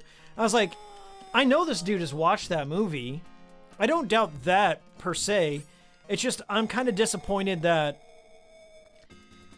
he couldn't just write his own, or just talk, right? A lot of reviews just like speaking from the heart, right? It can be intensive. It depends on, like, you know, the subject matter. But for a movie, you can just like fire on a camera and just talk about things you found interesting, maybe read up on the history a little bit. I can't say it takes more than a couple hours to at least record the lines, but maybe he was going through some shit at that time. I really don't know. What I do know is, like, it made me like look at things differently, and I think he did too. And that's why some of the original crew, some of that crew associated with the plagiarism thing, stepped away or was fired. And I really do think he should scale back, and just, even if it takes a while, like even if it takes him a month or two to put out a video, like one video every 1 or 2 months or so, that would be preferable, as long as he keeps his creative voice. Like, that's all I care about. But here's the sad part. Most people don't look into these things. Like, most people don't care if somebody plagiarizes. They're in it for the cult of personality kind of thing.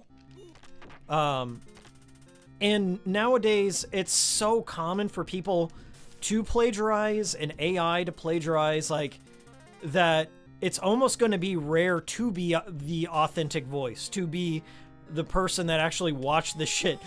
People no longer watch movies. They just have AI spit out plot synopsis. I mean, same as it ever was, I guess, but it just makes me weary. Like, who do you trust? And so authenticity is going to be that, I feel. There are going to be people that need to seek out those voices and know that somebody isn't just phoning it in, or, you know, just creating an AI prompt and then just winging it. You know, that shit sucks. It's very hard to develop your own voice and stuff. Trust me. Like, I'm still working on things. I'm still trying to improve and make sure I'm articulate. You know, being articulate, being understood is hard. Trying to explain what's going on, and I could do better at that, by the way. Trying to explain what's going on in here and putting it out there, not easy, but it's necessary to take time out and not feel rushed to do things. That in itself is poisonous to creativity. If we just had more time, we own the stages.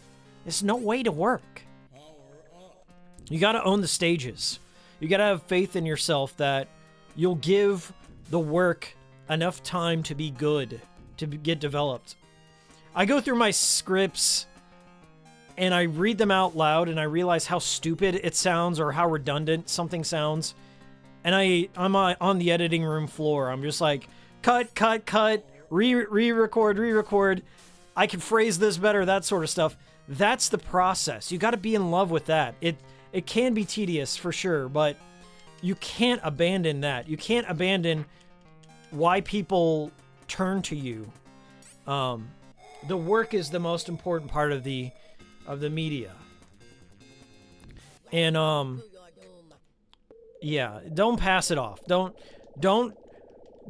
you can pass off some stuff. Like if I had somebody that would edit for me and could like match my style, or my thing is like I'm pretty meticulous about which clip goes where, when to let something rest, when to go on. Anyway, I've got my own particular way I weave together a narrative that I just feel uneasy about handing over the reins to somebody. So I get that. I'm not saying like I'm the best editor or whatever, but I have things that I want to express through my editing that I feel that if I handed it off to somebody, it wouldn't be mine anymore. It wouldn't be my voice. It wouldn't be my style. And it's weird like how quickly outsourcing culture and Fiverr shit and oh, my editor. Like, when I hear a YouTuber say, oh, my editor, I'm like, you're no longer a YouTuber, in my opinion. You are now a business. You are now a product. Not saying like, I'm like, oh, you're such a sellout. It seems like you've kind of like removed yourself in a sense from your work. But in the same hand, in the same token, if I could find a decent editor, an affordable one too, because trust me guys, editing, it's certainly in a financial sense maybe not worth the time put into it. It's got to be for like the intrinsic value, right? I'm running on a lot of intrinsic value on Hikikomori Media. I'm definitely proud of the videos I've made, and I think that when I walk away from something and I revisit something years later, I'm happy with a lot of the stuff I've made. Not everything, but if I paid somebody to do that, it wouldn't be the same. I'd be too far removed. Dragon time. Anyway, that's neither here nor there. Let's read a little chat. Oh my gosh, we've got 58 people in here. This is nuts. Thank you guys. Thank you so much. Okay, throw me some numbers. Show me some numbers. We got 39 likes. We got to pump that up. If we got 58 people in here, we got to pump that number up. We got to pump that like up. Let me read a little chat. MD Chaos says, I kind of feel like a lot of films James had to do for the past few Monster Madness don't feel like authentically his. Like him doing the host makes, but Vampire Hunter D, come on, yeah. When I see somebody that's never reviewed anime, suddenly like, pull out Vampire Hunter D or something Satoshi Kon made, it is a bit eyebrow raising. Like James made a Kingdom Hearts video and I'm like, this bitch ain't ever fired up one he ain't ever wielded a Keyblade a day in his life, and now he's making a chronologically confused video. Like that in itself was a little questionable. But that's like, bad era AVGN, I would say. There are certain, there's a certain mindset where people do something for the sake of pandering, I guess. You gotta to attract a new audience sometimes. It's hard for me to get out of my comfort zone or my snob zone. I'm definitely a snob about certain things. And sometimes it's hard for me to open my mind to, like, Undertale or Five Nights at Freddy's, just to use a couple examples there. But, it takes me a while to warm up to something like with an obnoxious fan base or something like, aimed at kids or whatever. There are people that specifically only do something because they know it's a quick and easy way. It's a cash grab, essentially. It's a quick and easy way to attract a fan base or pump the numbers. And me, my express purpose with Hikikomori Media has always been to expose people to things that people aren't looking at, you know? The esoteric, the odd, the unseen things. And, you know, I have a certain knowledge of certain subject matters that I feel that I'm not the leading expert, but I'm one of the experts on certain subject matters that I feel that I can lend something to the medium that would be of benefit to people. Not always, but some of the time. And I don't know. I feel like a lot of modern YouTube is, let's just stick to the playbook. Let's stick to what sells, you know? And a lot of the weird stuff, a lot of the oddball things that I like get lost in the undertone. Get lost in the undertow and never get their time of day. All right, that's Altered Beast. We're going to do one more. One more. I like to keep it around 2 hours, guys. Just around 2 hours for the cool stream. Checking in on you on this Wednesday. We've talked about a lot together. We have talked about Chris Chan, old YouTube. We've talked about the production of YouTube videos, how things used to be back in the day. Ian Billington says Joe Bob showing Perfect Blue was kind of weird too. Actually, he's perfect. Joe Bob can do no wrong in my eyes. I know what you mean though, but Joe Bob is one of the last masters of his craft. He truly puts his nose to the periodicals. He does his homework on everything. He writes all of his monologues. He was there when all these movies came out. I guarantee he probably saw Perfect Blue in the theaters. He is... I know he portrays himself as a cowboy, the drive-in movie host, but John Bloom is his real name. He's just a lover of all movies, and I would not say that there's an inauthentic thing about him. He's the last of his kind, guys. He truly is. He is the last drive-in himself. He is the essence, the embodiment of the drive-in. And nothing but love. Nothing but love for the man. Met him 5 times, by the way. Any chance I get to meet him and share my appreciation, we certainly wouldn't have Hikikomori Media without Joe Bob Riggs, that's for sure.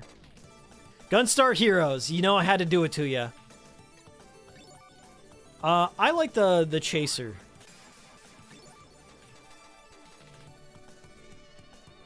Yeah, dual wheels. Best stream on YouTube, says Frog Minutes. Well, thank you very much, Frog. Keep me posted. You think I don't know that shit? Yeah, I'm the oldest of, we'll say I'm the oldest of, Anon. I'm an old chunk of coal, is what I am. Yeah, 4chan's still down. I don't know if it's ever coming back. This is one of those cases where I'm just like, they really fucked up. They fucked up so bad that I'm concerned that it will never come back. Now, I'm not any sort of expert on backends when it comes to running an image board. But from my understanding, 4chan had not updated their code base for over 10 years. For over 10 years. Like, I'm not qualified to run an image board, but I can tell you that 10 years is an eternity. It's almost a century in terms of security. So that is nuts. I can believe it though. When Moot dismissed himself, we'll say Moot left during the shitstorm that was Gamergate, and he sold it off to Hero. I believe Hero was like one of the owners of 2chan, the original 4chan. 4chan was a facsimile of 2channel, the OG anime message board in Japan. And I was there during the early days of 4chan, not to like, you know, go against the rules, lay rules, fedora tipper here, but I'm a lurker, guys. If you want to know that about Hikiko, is I'm a lurker. I used to actually make animated GIFs for You're the Man Now, Dog. And I lived next to Lee Summit growing up, where Something Awful was formed. So I know Low Tax by association, and I've seen him at a Quick Trip once. I didn't see him at a Quick Trip like where he got the hot dog on his last stream. I did not see him then. Wouldn't that be weird though if I ran into Low Tax like as he's buying the last hot dog for the last stream? I did tune in. Oddly enough, I did tune in to the last stream he did, which was bizarre. But he did not do anything foul on that stream, from my recollection. Anyway, I learned a 4chan through making animated GIFs on You're the Man Now, Dog. When I was younger, I was like experimenting with making stop motion. Me and my friends, we went to a dead mall in our town. There was a mall that was in the process of closing down. And we made some stop motion racing videos and stuff like that. And we were really obsessed with, I don't know, making stupid memes and things like that. And You're the Man Now, Dog was like one of the first, I would say it's one of the first, not the first, but one of the first places where people were making stupid animated GIFs and matching sounds and music to like memes and big impact font and shit like that. And so I kind of started off there, and that's like where I kind of got exposed to, I guess, modern or somewhat modern, postmodern web culture. Web 1.0, Web 2.0. Probably 2.0. We'll say it's 2.0. Anyway, I found out about 4chan through that, and I would read like, you know, V and B and TV. Those VB TV. Those were the three. And I was there like during the times of like Project Chanology, that cringe anonymous V for Vendetta kind of movement and stuff like that. And 4chan used to be like a somewhat stupid and somewhat normal place back in the day. It was a place to talk about anime and force memes. Like if you think memes are forced now, they were way forced back then. People would just spam the same shit over and over again. And something has changed. It's not the same.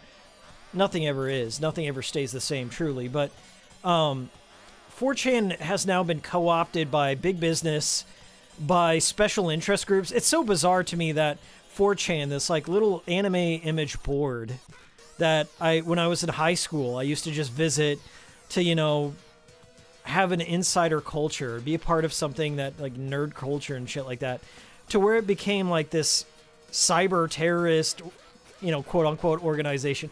Not really, you know. I never saw it that way. I always thought that was kind of overblown. But I always like would find it funny like when 4chan would show up in popular culture on the news.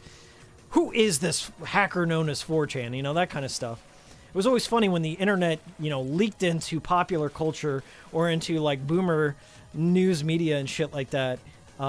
Nowadays it's so commonplace. Like the internet and Twitter and 4chan and Reddit and all that stuff is so ubiquitous. It's like always in our face.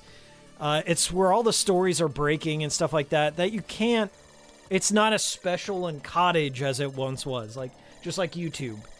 But I know a lot of your favorite, this is also another like weird thing that's happened. The term goon. The term goon has taken on an entirely different meaning in the modern day. Like when somebody says they're a goon or they're goonin', like that used to mean something different back in 2005. It used to mean that you were a member of the Something Awful forum, which is like where a lot of web-based meme culture and shit like that derived. And a lot of your favorite YouTubers are goons. Like a lot of video game Let's Players and reviewers and stuff like that all have some sort of connection to Something Awful and Low Tax and all that. And it's so bizarre because like I grew up next to Lee Summit. So like I was kind of at the hotbed of this fucked up internet culture. And I'm the byproduct of it, I guess. But it's so strange to me like how the internet, even though like we have like the fastest technology in the world and like there are more people using it, like it's become so oversaturated and lame and stupid that I don't find the same amount of enjoyment in it as I did back then. I don't feel that way about video games. I always feel like video games, like even when I'm sitting here playing Gunstar Heroes, it feels just as fun now as it did back then. You know, video games kind of have like a longer shelf life. Internet culture has just been so debased and exploited, and special interest in militaries and like political opponent, like it's just used against you. It feels like it's a cudgel to be used to control you in some form, you know? And I feel happier the less I'm on it, which is weird because I used to like really, really enjoy, you know, shit posting and memes and stuff like that. Nowadays, like everything just feels so fucking forced that I'm just tapping out most of the time. Like, okay, Skibidi toilet, into the trash it goes. You know, I don't know, man. As I said, we need to go back. There needs to be a great reset, right? There needs to be we need to like make it so where like cell phones and stuff can't connect to YouTube. If we can start by like blocking cell phones from YouTube and Reddit and stuff, like if we can just get rid of the phone posters, we don't have to delete social media. We don't have to do anything. We just eliminate phone posters. We're going to see an uptick in equality of every forum, every space. If we can just like somehow revert back to dumb phones, that would do it. Because I feel like that was the major point of no turning back. It was phone posters. That and the great Tumblr exodus fucked up every social media site forever and ever. Those are two clear, distinct points. But back in the day, it was just done for the lulz, mate. And nowadays, it seems like everything is done for clout, which is the antithesis of how anonymous image board culture and stuff like that started. Everyone's trying to make a name for themselves by exploiting memes or, you know, fucking with lolcows or destroying 4chan. Everything is like now a competition in a sense, or it's a notch in the belt. And it's just not for the spirit of having fun. So I don't know what to do about it other than ban phone posters. If we can start there, if I have one wish, there's a genie in front of me. All three wishes are banning phone posters. All three of them. That's my wish. Just get... I think I've commented on this before, but the nature of humanity is like experiencing things vicariously. Like watching a cool stream. Watching a stream of Gunstar Heroes, but never actually playing Gunstar. What the fuck is wrong with these people? No, but I'm saying it's like these like Johnny-come-latelys that, you know, weren't even alive when all these memes were popping off, trying to explain to people how it used to be. Like that stuff kind of makes me upset. People that like want to become a part of the narrative or the story, and just like fuck it all up. It's like when somebody runs a joke into the ground. That's the equivalent of modern internet culture. It's like everything gets run something special for a little bit, and then, you know, somebody retweets it, and then Asmongold's sitting there putting his little face next to it, and it's over. That's the birth, life, and death of fucking internet memes. It just has such a shorter shelf life, I feel.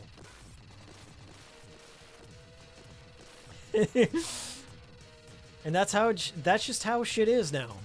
It sucks. Oh! We almost got him! Got him!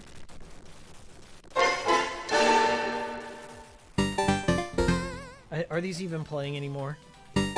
Catch up. My hard drive's like spinning. My little mechanical. We beat one boss in Gunstar Heroes. That's a success. Anyway, 58 people in here. Wonderful. 44 likes. Let's get it up to 50. I want to see it. I want to see 50 likes. Let's go back to our room, though. Let's go back to the room. You get a nice little ambiance going here. Guys, I love this collection. I used to watch a guy who streamed this all the time, and it made me nostalgic. It really did. I was like, I want to stream that for everyone. Even though my bedroom was somewhat similar to this growing up. Somewhat. Not all the way. It wasn't as cool, for sure. How do I zoom out? I don't want to be on the shelf. Let's zoom out. I don't think it'll... There we go. There we go. That's the shot I want. Get the spread going here. Can we bump it up to 50? Oh shit, I'm sorry. That's not the one I wanted. Okay, throw me some numbers. Guys, if you're in here, if you're on the archive, all my Euros, those Europeans, they do love the cool stream, but I'm streaming at 6 p.m. Central Time, which is like 3 a.m. elsewhere, in the middle of a work week. So, I don't know. I'm thinking about moving the cool stream, maybe on Wednesdays, maybe at a later time, maybe at an earlier time. I'm trying to find that happy middle ground. It's been a good month. This is, do we have another Wednesday in April? We do. The 30th is a Wednesday, so I'm not going to make any major changes just yet. Okay. We'll have one more cool stream this coming Wednesday, and then I'm going to kind of reassess. We're going to look at the data and see like where everyone's at in the world who's watching.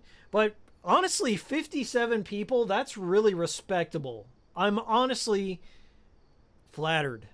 I had 90 people when I did that like little Nintendo presentation, so maybe I might do another presentation like that. But I do want the people across the world, across the pond, to be able to join us. So I might do like a weekend stream every once in a while. So like maybe we'll do 3 Wednesdays and a weekend stream or something like that, so we can get the Euros in here, those little biscuit-eating heads, to join us. But wonderful. 48 likes. We need 2 more. I know we got 2 more in there. Let's see if this will work.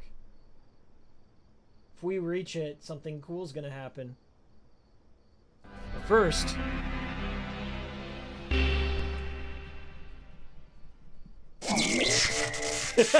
leave that like. Thank you so much. If you're watching in the archive, it's cool stream playlist.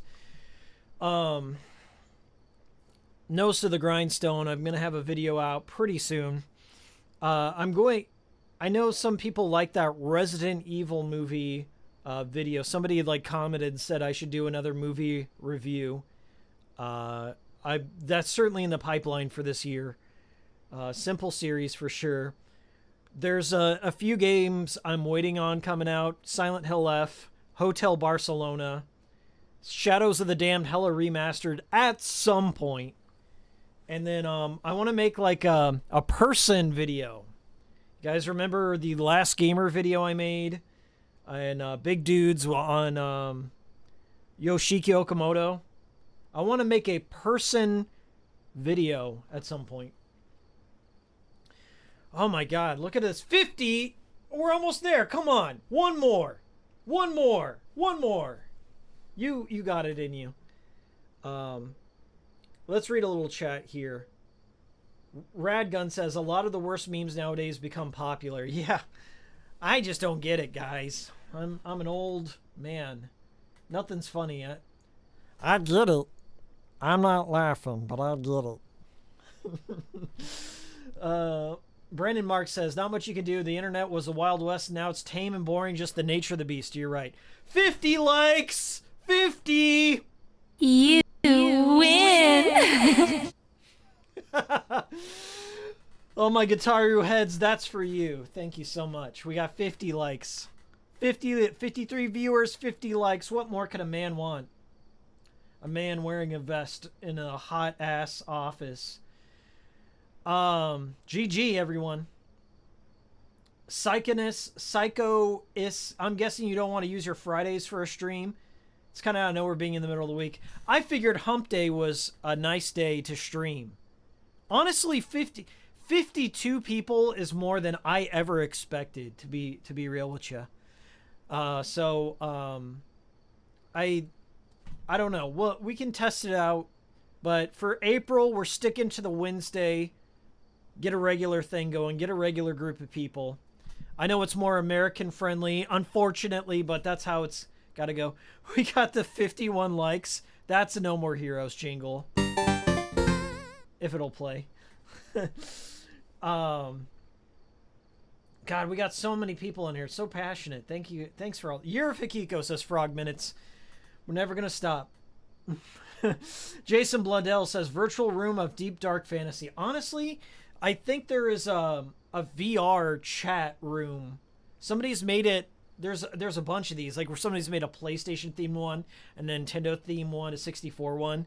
I don't have a VR headset capable of playing that, but I would love to do something like that. Just go down. What am I talking about? I'm around. This is my room. You know, we get a little panorama here. You see that over there? That's a Neo Geo MVS. Over to my right. There we go. The PlayStation games. Hello, Deadly Premonition. How are you?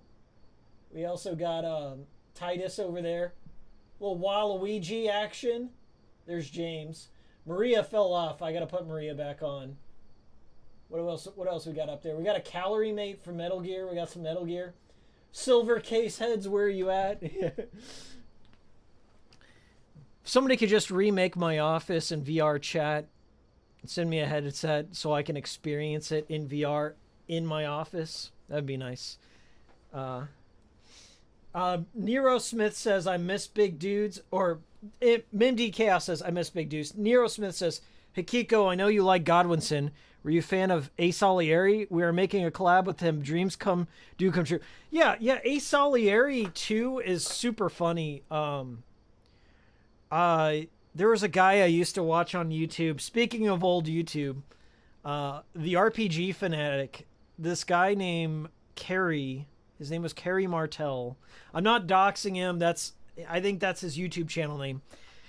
There's this weird guy named Kerry Martell called the RPG Fanatic, and he was Kino. He had like an old talking sword, and he played some very obscure JRPGs and stuff, and he was very funny. But the thing is, Kerry would flag people's channels if you made fun of him or if you disagreed with him.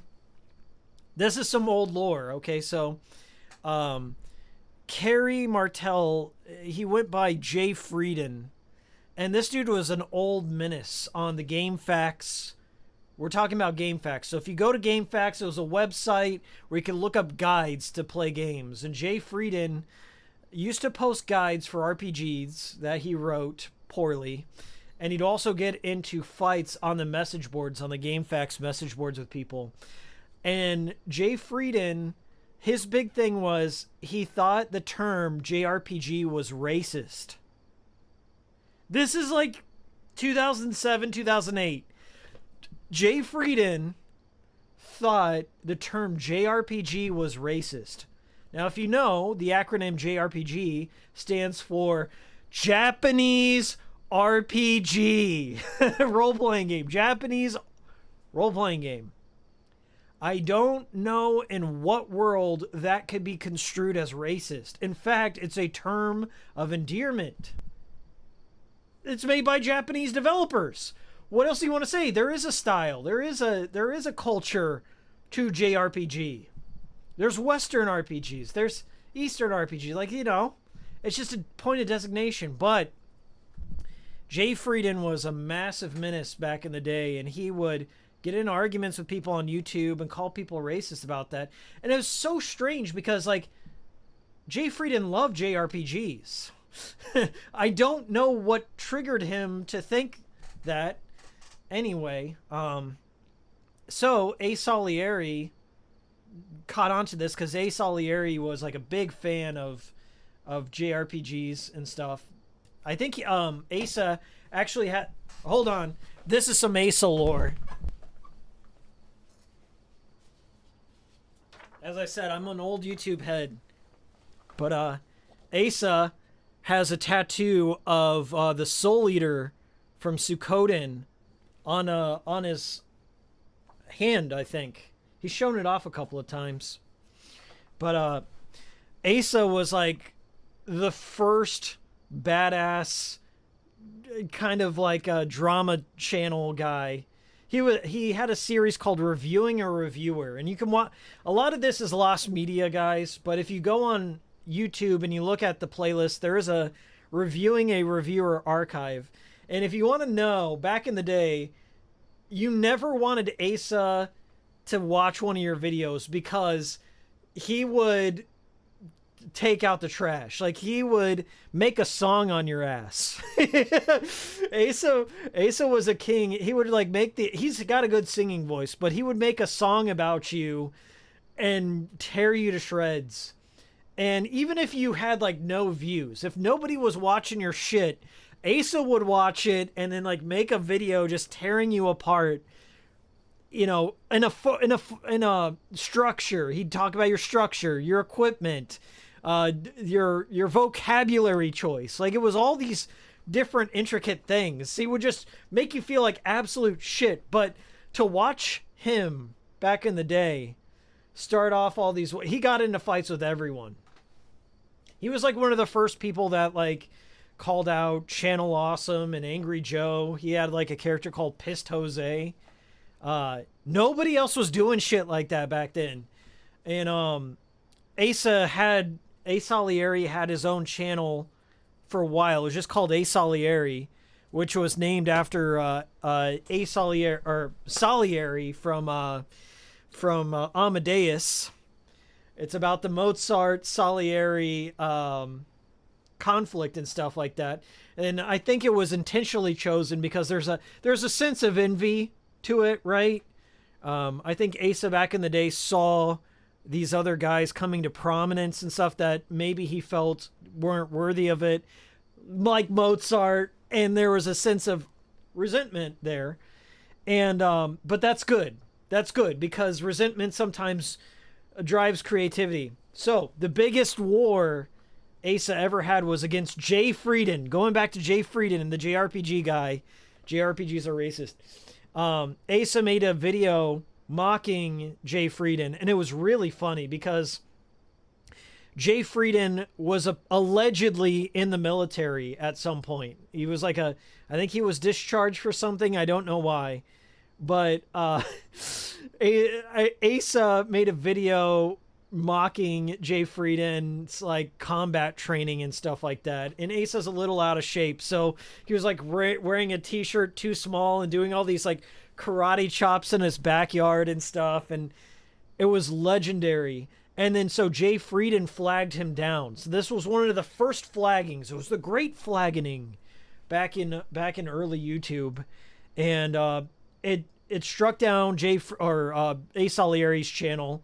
And so Asa kind of retired for a little bit from YouTube, and he came back. I think he's back now making videos, but he was one of the OGs, and that's kind of why people back in the day like didn't like the Irate Gamer, because when people would criticize or make fun of Irate Gamer, he would in turn flag down people's channel and strike them away and delete them.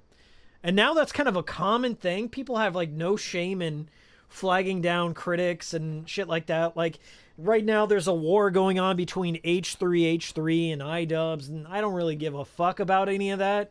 But it's like a modern day equivalent of that. Like, some things never change, unfortunately. I just kind of stay in my lane. I'm a big content respecter. I'm a content enjoyer. I'm a consumer. And I'm kind of nostalgic for that period in time because those were some really funny days back then. MD Chaos says, real ones remember Jay Frieden. I was unironically subscribed to RPG Fanatic. I did enjoy his videos. Yeah, let's see. Whoa, so many people chimed in on that. Yeah. No one was watching you before. Well, I'm going to make sure no one will ever want to watch you again. Says, yeah, kind of punching down, right? Remember the AVGN Ghostbusters drama? Not even drama. Oh, yeah. Where James said, no review. I refuse. What a bold stance to take. But there was like no problem with that video whatsoever. It's all pretty whack drama, perpetually drama machine. Yeah. As I said, a lot of modern day drama is, the petty stuff is funny. Don't get me wrong. I love petty drama over stupid things. It can't get serious. When it starts to get too serious, like H3's like, oh, they're sending skulls to my house and blah blah blah blah blah. Like they're calling CPS. Like that's not funny to me. The petty shit is like making fun of somebody's military service, how they're complaining on a message board, how stupid they look in a review. Like, that's funny to me. Like, that's harmless to a degree, but I mean, like, that's what it used to be about. The pettiest of shit. Nowadays, it's like taking on a new life. And a lot of it is also kayfabe. It's manufactured shit, like what Keemstar's doing with Lolcal Live and Boogie. I will say, the funniest thing that ever came out of the Boogie stuff was the tipples. I hate my life! I want to die! I'm in constant pain all the time! Like, that was peak. And it was all downhill from there. But I'm in constant pain! Alright, guys. Thank you so much for turning up. 56 viewers, 53 likes. We got some holdouts in there. 57. Thank you so much, everyone. Cool stream next Wednesday. Hopefully I'll be hitting you up with a video. We'll get 2 videos out this month, plus, you know, the streams. Checking in on you. It's been a good walk down memory lane here. I'm always having fun on the Cool stream. This is literally the best part of my day all the time. So I'll see y'all later. Bye-bye.